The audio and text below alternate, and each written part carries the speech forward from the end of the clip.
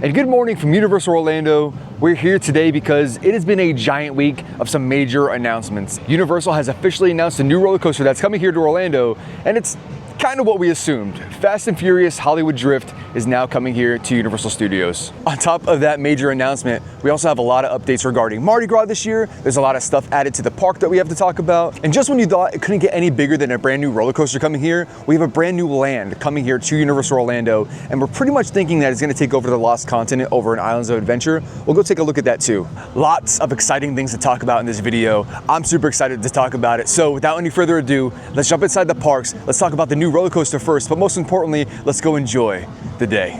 But right before we actually head inside the parks, I just want to get a quick glimpse of this over here, the actual construction site for the new coaster. One of the main reasons why we're here today. In a little over a year, this is where Fast and Furious Hollywood Drift is going to be standing. Now, we've been covering this construction spot for a few weeks now, and every time I come here, I feel like there's more and more added. Like we have more cement pillars over there. A lot of the footings have been installed that weren't there before. We have wood pieces coming out of the footings too. I swear, I mean, it's already gone vertical in the back there, and we'll talk about that later, but I'm presuming that we're gonna start seeing things go vertical here very quickly within the next, probably a month or two. Now, a new ride opening, a new roller coaster opening here is exciting enough, but the reason why I'm more excited for this is because this is the first ride opening here in Universal Orlando since I started uploading videos on YouTube. So this is the first ride that I'm going to be able to cover from start all the way to finish, from the moment of groundbreaking to the moment where I first step foot on it and plant my happy tush in that seat. So I'm really excited for that. The day I'm recording this is Saturday, January 24th, a little before 10:30 a.m. We're about to head inside the park. It looks pretty busy right now. So we'll check the wait times, see how the crowd levels are. And as we're walking under the beautiful arches of Universal Studios Orlando, you can see the new medallion they put up for Rock the Universe. That's the event that was happening yesterday, January 23rd, and tonight. So by the time you watch this video, Rock the Universe will be over, but still cool to see the medallion up there. And most likely very soon, probably within the next week or two, we're gonna see that Rock the Universe medallion turn into the Mardi Gras medallion. You know what that means? Feet, don't fail us now. And now officially inside the park. It doesn't look too busy actually, now that I'm in here, but we'll see. We're gonna go check those wait times real quick. This guy has an Umbreon on the back of his shirt. He doesn't even know. That's one of the major topics of today. We're gonna talk about that later. Now, usually when I come here to Universal Studios, I hook it right down here to Hollywood Boulevard. I don't know why, that's just the way I usually take things. But today, given the updates we have to talk about and the new coaster we have to talk about, we're gonna walk down New York first. And you know what? I stand corrected, because the wait time for Minion Mayhem is 40 minutes. And usually, like we say, this is a good way to gauge the park crowds. So 40 minutes is not bad for this attraction. And across the street here at VillainCon Minion Blast, say it together now, is a 5-minute wait. My arch nemesis. I don't like you, El Macho, and your stupid sandals. And look over here, we have a lot of new video boards up here for Rock the Universe. And of course, the stage over here at Music Plaza is all set up as well. We have some tech people working on the stage right now. By the time you watch this video, like I said earlier, Rock the Universe will be over, but it's still pretty cool to see. And well, we made it to the back portion of New York City. And if you remember, this wall used to be green with a lot of different pamphlets on it, a lot of different, what we thought were Easter eggs. We were trying to decipher what was gonna come over here, but now it has been replaced with this giant black wall. And any Easter eggs in this sign? Any little hints that we can see? Our first official signage for Fast and Furious Hollywood Drift, the new roller coaster coming 2027 at Universal Orlando Resort. And vroom vroom, we have Dom's car over here. Look at that, so cool. Did your prediction come true? I think a lot of us kind of figured that it was going to be Fast and Furious. I know the first rumor that was very heavily talked about when these walls first popped up here was Ghostbusters. That would have been cool. That quickly changed to Back to the Future because we just didn't want to believe that another Fast and Furious ride would pop up here, but this is the truth. This is legit right here.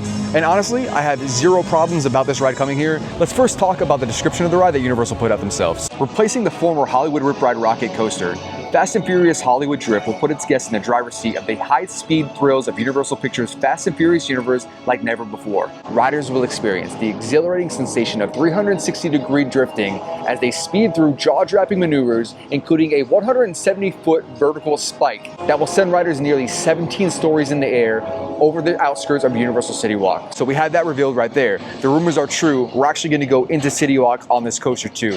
That's going to be a beast. So a few things to take away from that. 17 stories, 170 feet. I believe that's the tallest roller coaster in Universal Orlando. Also, 360-degree drifting.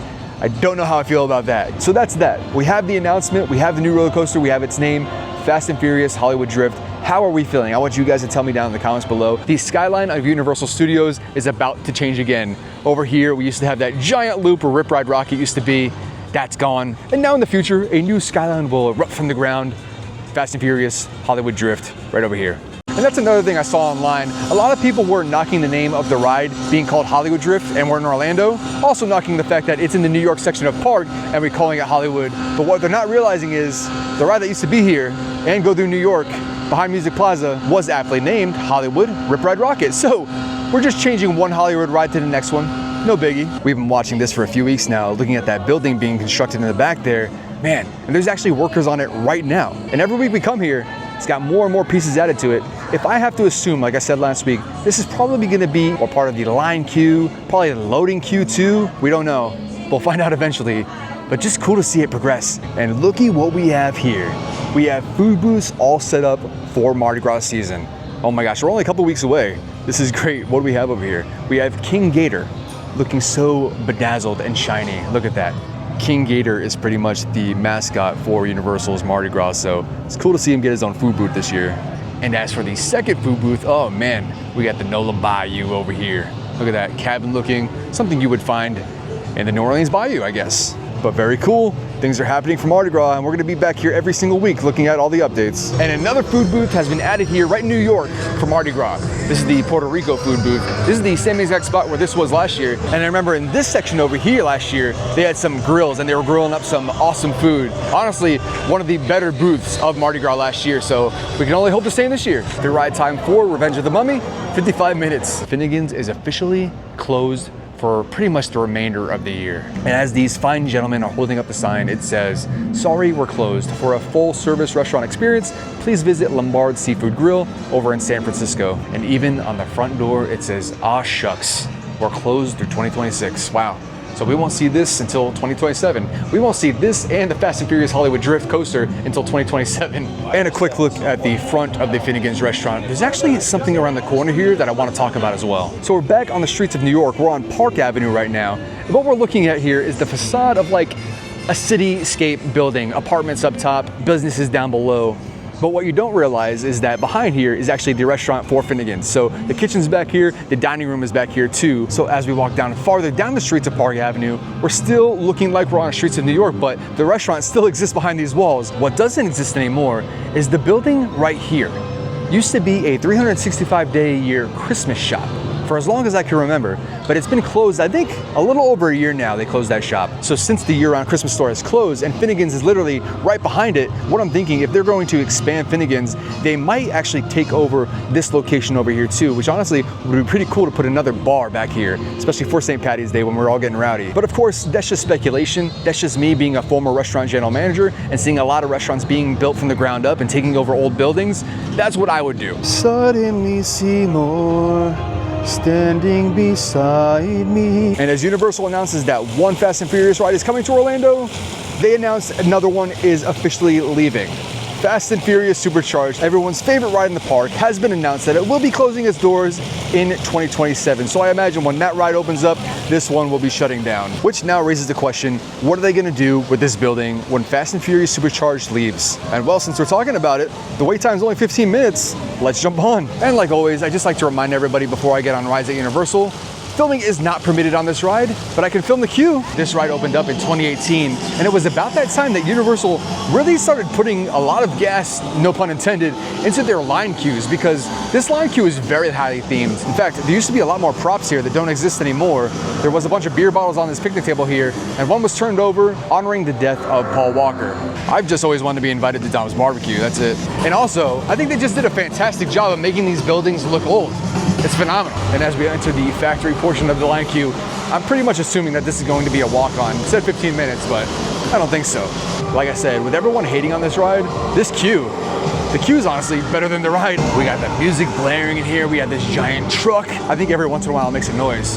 And we have these tires right here. Anybody need a tire? Even the exit of the ride is super cool. Like you have all these cool cars here, lots of cars on display. Just got off the ride and it's everything I remember it being.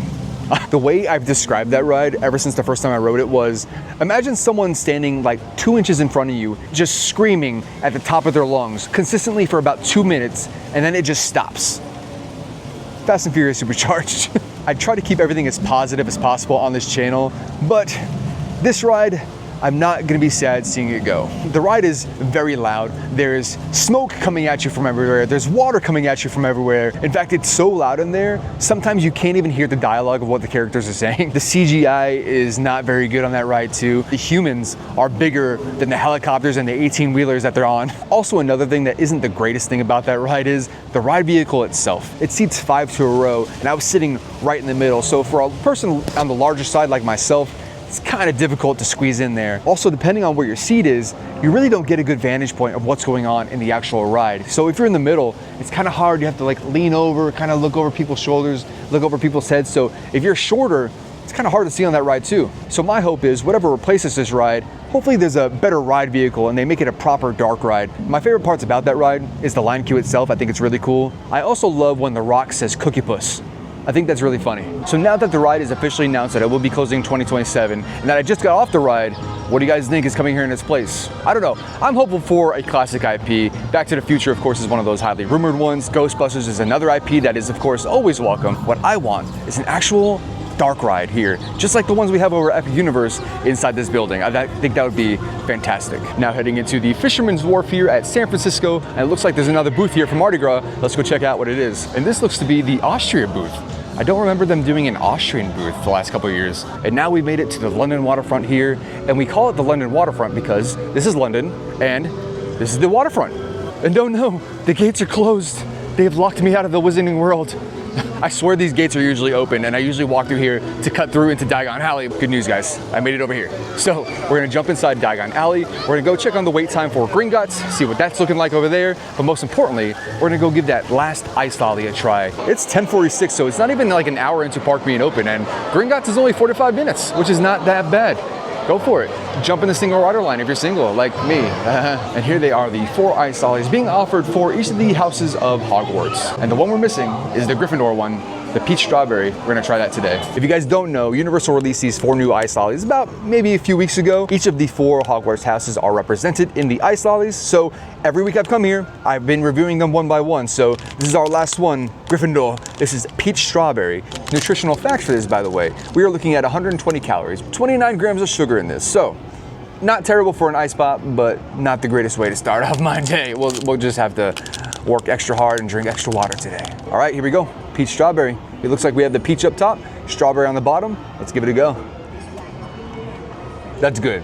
That's good. Okay, here's the thing. I know you're just gonna look at me and say, Michael, it's just an ice pop. Why is that good? Here's why it's good. Let me tell you. Peach flavored things taste way different than actual peaches. Like if you bought peach ring candy, for example, those taste way more synthetic, weird, fake, rather than biting into an actual peach. I know that's common sense. And I don't necessarily love that flavor of the fake peach candy stuff. So this right here actually tastes like a real peach. I actually have to look at the ingredients to see if it's made with real peaches. And yeah, the first ingredient on the label for the ingredients is real peaches. So that's cool. So if you don't know the way ingredients label works on the back of packages, the more prevalent ingredient, the thing they use most of, will be the first ingredient to the last ingredient, which they use the least amount of. So peaches is the first thing listed on here. So that means they used real peaches in this ice pop. I like it. Oh, it's so cold though. All right, strawberry time, let's try it out. Ooh, same thing here. You know what that tastes like? Hold on. This tastes like the old strawberry ice pops over at Disney World. And I know I don't like to cross streams. I don't like to talk about Disney in my Universal videos, but we're gonna talk about it now because this is reminding me of it. This is like a blast from the past. They have like a strawberry bar in Disney, and this just took me back to my childhood eating one of those. So I like this a lot. This is good. What I'm gonna do now is I'm gonna bite right here. So I'm gonna get a little bit of peach, a little bit of strawberry, and see how that goes.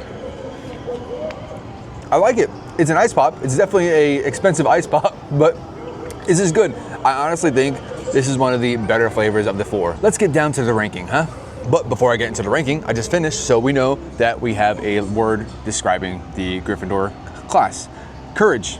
Those courageous Gryffindors. All right, so ranking, let's do this. But the first thing I wanna say is, I know that these are just ice pops, and you could probably go to Walmart or Target and buy these same flavored ice pops for cheaper, but we're in Universal, and they're fun, and they're Hogwarts themed, and we get to feel inclusive about our Hogwarts classes. So coming in at number 4, we're gonna put Hufflepuff, that pineapple chocolate, good, but nothing too crazy. Number 3, we're gonna put my house, House Ravenclaw, the Huckleberry Grape. It was good, but it was nothing special in my opinion. Number 3, we're gonna put this one right here, Gryffindor. I thought this was great, it was flavorful. But number 1, I'm sorry, I loved it.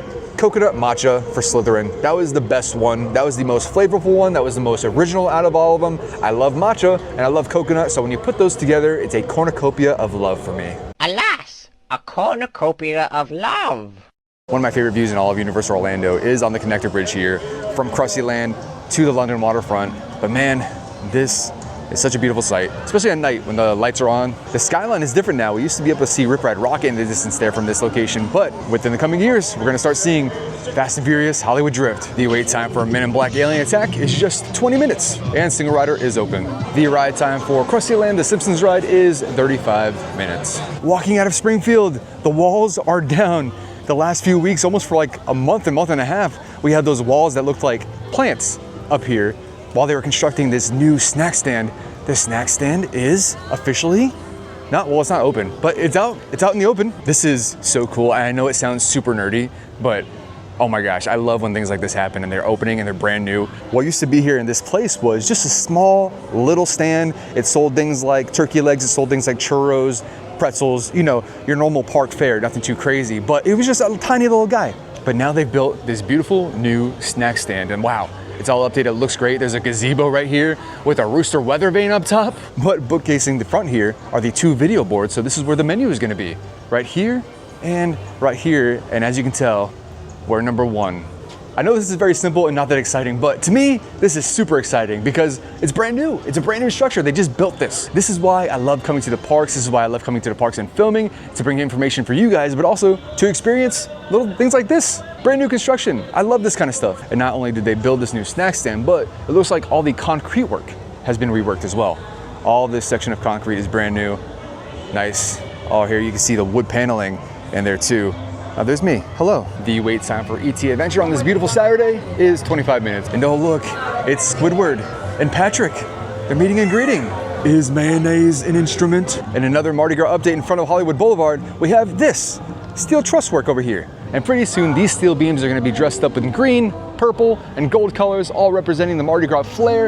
And it's gonna have lights up top. Oh, they do have lights up top, illuminating the way for the parade, which the parade actually comes through these gates right here. The esoteric gates is what they're called. And it's gonna start here, and it's gonna come down here. There are people gonna be throwing beads, people are gonna be singing, people are gonna be dancing, there's gonna be loud music, it's gonna be fun, there's gonna be fire and flames, through the fire and the flames. And they start the parade by turning left down Hollywood Boulevard, and we're all gonna have a great Mardi Gras time. Feet don't fail us now. Walking past Williams of Hollywood over here, and this of course is where the tribute store is going to be for Mardi Gras.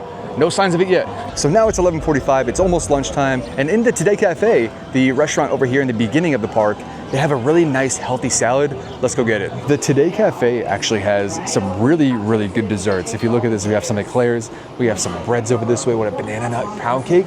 Absolutely, pound that in my face hole. Oh my gosh, cafe con leche cinnamon roll, what the heck is that? Oh wow, yeah, those look to die for. Here, but what people don't really realize is they have some awesome, healthy, protein-filled salads. So we're gonna get one of those. It's chow time. This is the kale with oven-roasted chicken salad over at the Today Cafe. This is shaved fennel, red delicious apples, sun-dried cranberries, toasted pumpkin seeds, goat cheese with a maple Dijon vinaigrette. Now, when it comes to finding healthier options inside the park, Today Cafe comes in super clutch. The best thing about these salads is they're made to order, so it's not like they toss it in dressing and then throw it in a fridge and like wait for you to order it to give it to you. No, they're made and tossed fresh, so that's a good thing. Bon appetit. This is very, very fresh. The kale is fresh. There's nothing brown about it right now. The dressing is very bright on there. The dressing is actually really good.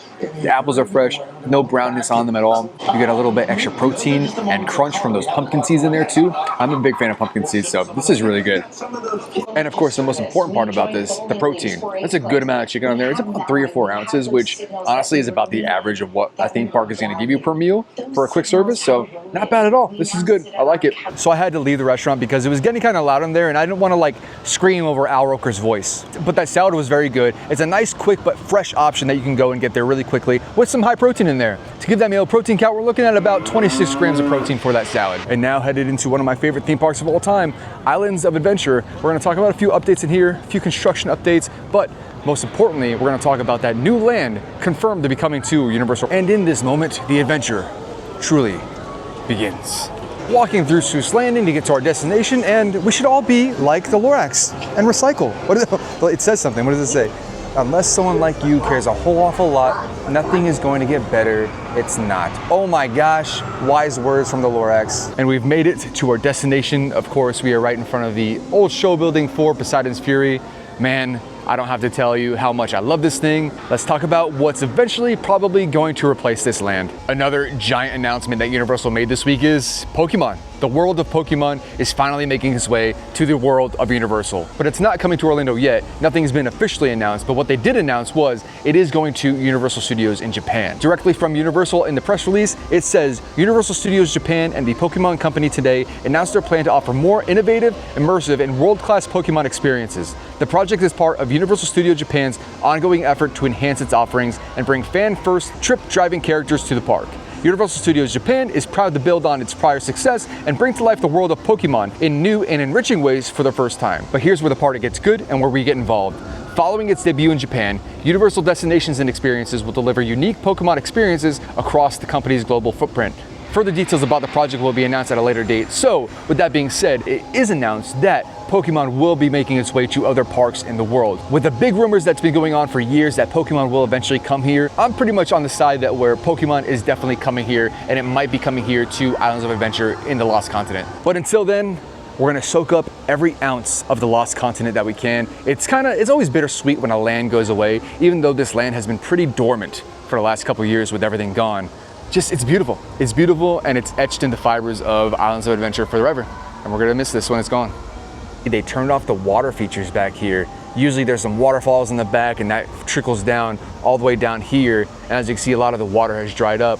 I don't know if that's a sign that they're gonna start construction soon, but one can only assume that it's gonna start soon. The only thing I'm kind of like about is just the location. I don't know if Pokemon fits the story of Islands of Adventure, with all the islands represented here being different forms of literature, so I don't know. Oh, this is pretty cool. I have to talk over this music because they might get copyrighted, but the team member over here has a wind gauge, I guess for the character meet and greet that they're doing over here for King Julian. And over this little doohickey right here, you see at the top it's spinning. That is measuring the wind speed. Ah, I've never seen that before. That's pretty cool. Yeah, dancing, talking over the music so I don't get copyright infringement. Oh man, heading into Hogsmeade, the busiest part in all of Islands of Adventure. Man, it is wall-to-wall people today. The wait time for Hagrid's, 165 minutes, which honestly isn't the craziest I've seen it, but just under 3 hours. The wait time for Harry Potter and the Forbidden Journey, 45 minutes. Da, da, da, da, da, da, da. We're going inside Jurassic Park. There's no fire today. The wait time for Velocicoaster, 2 hours. No notable progress that we can see over here at the Jurassic Park River Adventure closure. Of course, this ride is going to be closed until November of 2026, so almost a whole calendar year. Honestly, getting construction updates on this ride is going to be a little difficult because a lot of it is tucked away, a lot of it is behind walls, and a lot of the ride takes place inside of a building too. But there was a lot of rumors and speculation of what's going to happen here. Are they going to put Jurassic World here? Are they going to make the ride that they have out in Hollywood over here? And I don't think so. I think they're going to keep it Jurassic Park. They're probably just going to update the track, probably update the animatronics too, but nothing too major like a whole new ride. Over here at Camp Jurassic, it's home to some really beautiful sights actually, and I always said, man, if they let me, I would totally swim in this river over here. How relaxing does that look? There seems to be a long line out front of Skull Island, Reign of Kong. Let's see that wait time, 40 minutes, but man, that line looks huge. Before heading out of the park, we're in Marvel Superhero Island, where The Amazing Adventures of Spider-Man is a 65-minute wait. And that's gonna be it for our day out here at Universal.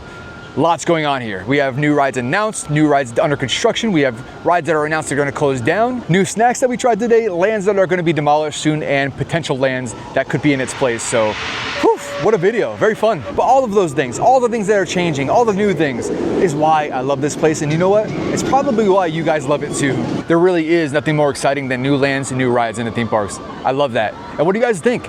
Fast and Furious roller coaster. I think it's going to be a great addition to the parks. I know it's met with some mixed reactions. You guys got to let me know what you think in the comments. I'm really intrigued on what everyone's thinking. And also the world of Pokemon that was announced that could be potentially taking over the Lost Continent, which I'm looking at right now. Beautiful Lost Continent. If you made it to this part of the video, I want to say, hey, thanks for clicking on my face and spending 20+ minutes with me inside the park. It really means a lot more than what you know. And if you're new here and you enjoyed our time together and maybe you cracked just a half a smile during this video, please consider hitting the subscribe button. That would be so awesome if you did. We just passed 800 subscribers. Nutty. And I'm super thankful for everyone that has joined me on this ride. It has been an incredible journey, learning how YouTube works, making mistakes and learning from them, and now getting to 800. It's been fun. And when it comes down to it, this is my favorite thing to do in the entire world. I love coming to the theme parks, talking about the updates, experiencing the updates, and that's why I'm excited about this new coaster. This is the first ride here at Universal Orlando that I get to see being built from the ground up, from construction days to the day I walk on the ride. I am so excited for that. It is gonna be so fun covering this thing from the start to finish, so subscribe. Come check out the updates. Secret comment of the day. Now, if you're new here, this is what we do every single video. I throw a secret comment out here just for the people that made it to this part of the video. We do a little secret comment down below. That way it's kind of funny, kind of throws people off, and the people that don't make it to this part of the video read those comments and go, what are they talking about? Today's secret comment is, shh, there's people behind me, whisper, Michael, even though Supercharged is closing, I consider you my family. Put that down below. Once again, thank you for joining me. I had a lot of fun coming here and talking about all the updates, but most importantly, I enjoyed my day. Thank you for watching. Remember to stay hydrated, get your protein in, and good night.